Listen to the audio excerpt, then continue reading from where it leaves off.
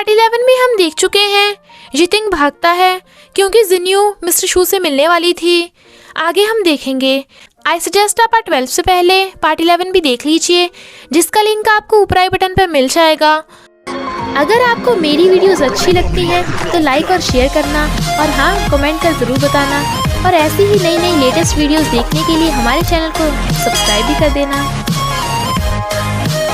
Part 12 में हम देखते हैं जिन्यू और मिस्टर शू आमने सामने आने ही वाले थे, बट थैंक गॉड वेटर से टकराने की वजह से मिस्टर शू जिन्यू को नहीं देख पाता और जितिंग भी वहां पहुंच जाता है।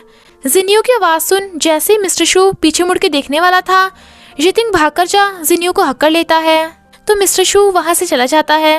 पर जिन्यू तो खुश हो रही थी और फिर बाद में भी जितिंग को फ्लर्टी नज़रों से देख रही थी, क्योंकि जितिंग ने उसे सबके सामने हक जो किया था।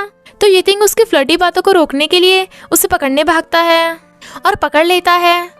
वो उसे किस कर देती है और कहती है, मैं चाहती हूँ कि तुम अपनी सारी बातें मुझसे शेयर करो और कभी लोनली फील ना करो। वो उसे देख रहा था और दोनों पैशनेटली किस करने लगते हैं। वो किस करते करते बेड पर आ गए थे, पर तभी जिन्यू पजल पिक्चर को देख लेती है। जितिंग तो नजरें चुराने लगा था। जिन्यू उस पजल पिक्चर को उठाकर उससे पूछती है, ये पजल तुम्हारे पास कैसे आई? वो कहता है, तुम्हें ये पसंद थी तो मैंने उठा ली। वो कहती है, पर तुम उस जगह पर क्यों थे और तुमने ये उठाई थी तो मुझे पहले क्यों नहीं बताया? बताओ मुझे, अगर तुम कुछ कहना चाहते हो तो कहो, मैं तुम्हारी बात सुनूंगी। पर जितिंग कुछ नहीं बोल पाता तो जिन्यू रोते हुए वहाँ से चली जाती है।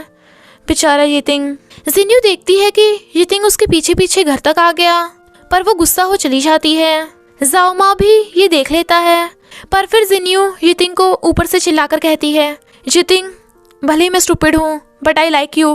भले ही तुम मुझे सब कुछ मत बताओ पर मैं तुम्हारा वेट करूँगी। जाओ कहती है, इतनी रात में चिल्ला चिल्ला कर कन्फेस क्यों कर रही हो? तो जिन्यू उसे हक करके कहती है, वो मुझे सब कुछ बताता क्यों नहीं है, पर मैं उसे लोनली भी फील नहीं कराना चाहती। अच्छा हुआ मेरे पास तू है, मेरी बेस्टी।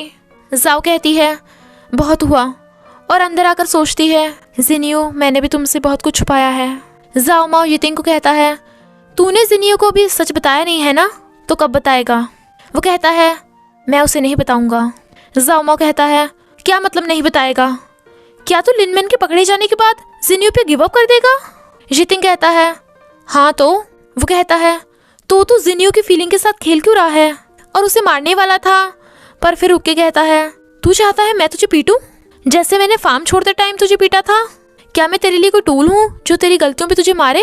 जितिंग जाने लगा था, पर वो कहता है, मैं तुझे बता रहा हूँ, तू जिन्यू से अलग होकर पछताएगा, उसे हर दिन मिस करेगा, तुझे हर दिन उसकी चिंता होगी।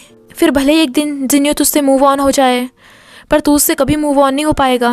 जितिंग कहता है, और कुछ कहना है या हो गया? वो कहता है, हाँ, आई लाइक जिन्यू, और अगर तू उसके साथ नहीं रह सकता तो उसे मुझे दे दे।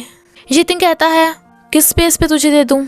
जाओमा कहता है, ठीक है बताता हूँ, मुझे जो भी पसंद आता है मैं उसे तुझे लेने देता हूँ, क्योंकि तू मॉम डैड का रियल बेटा है, पर मैं नहीं। फार्म के साथ इतना बुरा हुआ, तू हमें छोड़कर चला गया, पर मैंने मॉम का ख्याल रखा। तू हमेशा अपनी मर्जी करता आया है, तुझे लगता है सिर्फ तूने सहा है, मैंने कुछ भी नहीं सहा। तो अगर तू जिन्यू के साथ हमेशा नहीं रह सकता तो उसे मुझे दे दे, कम से कम मैं उसे तेरी तरह हर्ट तो नहीं करूँगा। और चला जाता है। जैसे कि जाओ माओ ने कहा था, बिल्कुल वैसे ही जितिंग को हर जगह जिन्यू ही नज़र आ रही थी, और अभी तो जिन्यू उससे अलग भी नहीं हुई थी। इसलिए वो फैसला करता है कि वो जिन्यू को सब कुछ बता देगा और सब प्रूफ और अपनी फीलिंग्स लेटर में लिखकर लॉक कर देता है। फिर वो जिन्यू को इस लॉकर की की देकर कहता है, ये मेरे पास्ट की की है, सब सच जानने के बाद मुझे आंसर देना, और चला जाता है। तभी जाओ माओ उसे फ़ोन कर बताता है कि मॉम कहीं खो गई, तो जितिंग भागता है। जाओ माओ जिन्यू को भी मॉम के खोने के बारे में बता देता है, तो जिन्यू भी भागती है। जाओ माओ और जितिंग दोनों भागते भागते देखते हैं कि मॉम की टक्कर होने वाली है, पर वो बच जाती हैं। लेकिन मॉम को फ्लैशबैक में सब याद आ जाता है अपने हस्बैंड के डेथ के बारे में, जिसमें डैड जितिंग से सॉरी बोल रहे थे। तो वो जितिंग से कहती हैं, तेरे डैड सॉरी क्यों बोल रहे थे? इसमें ज़रूर तेरी गलती है, तूने उन्हें लोन लेने को कहा होगा। जिन्यू भागकर फार्म में आती है, पर वो वहाँ पे वो फ़ोटो रखी देख लेती है जिससे उसे सब पता चल जाता है कि जाओमाओ की मॉम यितिंग की भी मॉम है। पर वो यितिंग से गुस्सा क्यों है? तभी उसे पता चलता है कि मॉम डैड की डेथ में यितिंग को दोषी मान रही हैं। यितिंग कहता है, आप हॉस्पिटल में थी और हम बैंकरप्ट हो गए थे, तभी तो मैंने डैड को लोन लेने को कहा था। फिर डैड की डेथ हो गई और आप भी मुझसे हेट करती हैं। मॉम कहती हैं, मैं तुझसे हेट नहीं करती। एक माँ अपने बच्चे को कभी नफरत नहीं कर सकती, तभी तो इसमें सारी गलती मेरी है। ना मैं बीमार होती, ना वो लोन लेते। जाओमाओ कहता है, चुप करो, इसमें ना यितिंग की गलती है और ना मॉम की, ये सारी उस लिनमैन की गलती है। तो हम एक दूसरे पे दोष क्यों लगा रहे हैं? तभी मॉम बेहोश हो जाती हैं, तो यितिंग से पहले जाओमाओ उन्हें उठा लेता है और फिर तीनों भागते हैं। यितिंग मॉम की केयर करने लगता है। जिन्यू भी चुपचाप बैठी थी। मॉर्निंग में मॉम होश में आ जाती हैं, पर यितिंग को देख डरने लगी थी, तो यितिंग वहाँ से चला जाता है। जिन्यू को बुरा लग रहा था और वो सोचती है, क्या मैं बॉस को बता दूं कि मैंने मॉम के लिए वहाँ मैसेज ड्रॉ किया था? और उसे आवाज़ लगाती है। यितिंग जाओ को फ़ोन कर कहता है कि वो चालाकी से जिन्यू से लॉकर की ले ले। तो जाओ से कहती है, कल मुझे ब्लाइंड गर्ल की एक्टिंग करनी है, तो तू आइज़ बंद कर। जिन्यू एकदम आइज़ बंद कर लेती है क्योंकि वो जाओ पर बहुत ट्रस्ट करती थी। पर जाओ को ना चाहते हुए भी जिन्यू की पॉकेट में से वो की निकालनी पड़ती है। पर जिन्यू सैड थी तो वो उसे हक कर लेती है। जिन्यू यितिंग से छुप रही थी क्योंकि उसे लगता है कि शायद लिनमैन की वजह से यितिंग उसे देखना ना चाहे और वो उसके लिए नूडल रख जाती है, पर वो उसे देख लेता है। फिर जिन्यू देखती है कि यितिंग ने जो उसे की दी थी वो गायब है, तो उसे ढूंढने लगती है, पर जाओ उसे सच नहीं बताती और फिर खुद ही यितिंग के लॉकर में देखती है जिन्यू का फ़ोन रखा है और लेटर भी, जिसे वो पढ़ लेती है। फिर वो यितिंग को कीज़ वापस कर कहती है, तुमने पहले कीज़ दी थी तो वापस क्यों ले रहे हो? तुम उसे सीधे सीधे सच क्यों नहीं बता देते?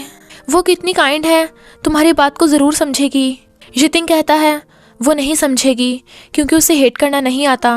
वो नहीं समझेगी कि मैं लिनमैन से इतनी नफरत करता हूँ कि मुझे क्या क्या करना पड़ा। जब भी मैं उसे देखता था तो खुद को उसकी हेल्प करने से रोक ही नहीं पाता। उसकी अच्छाई मुझे धीरे धीरे बदलने लगी। जाओ कहती है, सच कहूँ तो मुझे बुरे लोगों से डील करना तो आता है, पर जिन्यू जैसी अच्छी लड़की के सामने मैं सब भूल जाती हूँ। पर तुमने इस काम के लिए मुझे ही क्यों चुना? वो कहता है, क्योंकि हम दोनों एक जैसे हैं। तुमने भी अपने मॉम डैड को खोने के बाद सैडनेस में लाइफ बिताई है। हम मंजिल को पाने के लिए मुश्किल से मुश्किल रास्ता भी चुन लेते हैं। वो कहती है, जिससे तुम लव करते हो उसके साथ रह नहीं सकते, और जिससे तुम लाइक नहीं करते वो तुम्हारी जैसी है। पर एक बात याद रखना, अब तो तुम उससे झूठ बोल रहे हो, पर जब उसे सच पता चलेगा तो तुमने जो सच में किया था वो भी फेक बन जाएगा। इधर जिन्यू जाओमाओ से वो साइन बोर्ड लेकर मॉम को देने चाह रही थी। वो सब उसे रोकते हैं, पर जिन्यू तो मॉम से माफ़ी मांगना चाहती थी, तो यूनियन उसे जाने देती है। पर जाओमाओ को उसकी चिंता हो रही थी, तो ऑफ कोर्स यूनियन थोड़ा सैड होती है। जिन्यू मॉम को वो साइन बोर्ड दिखाकर बताती है कि मैं लिनमैन की बेटी हूँ। मॉम कहती हैं, नहीं ये सच नहीं है, तुम तो इतनी अच्छी हो। वो कहती है, नहीं आंटी यही सच है, तो प्लीज़ अगर आप नफ़रत करना ही चाहती हैं तो मुझसे करिए, यितिंग से या अपने आप से नफ़रत मत करिए, क्योंकि यितिंग भले ही दिखाता नहीं है पर वो बहुत सैड है। मॉम जाने लगी थी, पर वो फिर से कहने लगी थी, तो मॉम उसके थप्पड़ मार कर कहती हैं, तुम्हारा इस साइन बोर्ड को पकड़ने का कोई हक नहीं, तो यहाँ कभी वापस मत आना, क्योंकि मैं अब तुमसे प्यार से पेश नहीं आने वाली। और चली जाती हैं। बस थोड़ा सा इंतज़ार करना, फिर मिलेंगे नेक्स्ट पार्ट में।